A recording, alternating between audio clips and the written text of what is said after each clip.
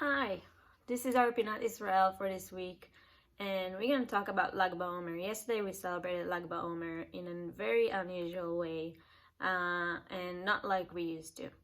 And I thought it would be a good time to tell you a little story about BaOmer and see what's the message that we can take from it and how is it connected to Israel. So one of the main characters in the story of BaOmer is Rabbi Akiva. Rabbi Akiva, he was a very simple man. And in the age of 40, when he don't know how to read or anything like that, he said, I want to start learning a Torah, but how can I start when I don't know anything? Where can I start? And one day he saw water dripping on a stone. They were dripping one drop after the other, really, really slowly. And he saw that after a long time, slowly they started to become a hole in the stone. And it took a while. It didn't happen right away. But the water, that are such a gentle thing, were able to soften something that is so hard like a rock. And he said, if the water can make such a change for such a difficult thing, also a little drops of Torah in the end of the day will make a change. And that's what he's decided. I will start small. And he learned slowly and slowly until he became a big rabbi in Judaism. What can we learn from it? What is the message that we're getting from BaOmer? How is it connected to Israel? Why would I talk about it even in Pinat Israel? Israel was not built in one day. Back in the days when all of the Jewish people lived in diaspora, there were barely people in Israel. There were only small communities of Jewish people who live in Israel.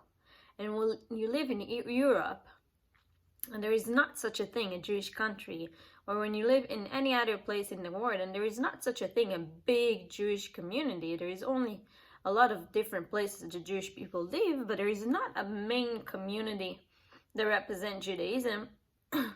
It's hard to even imagine there can be a Jewish country, right? When you're spread all over the world. But it didn't happen in one day. And slowly people started to realize that they need to work hard. And they need to do it step by step, and they don't know if it will happen in 1 day or in 2 days.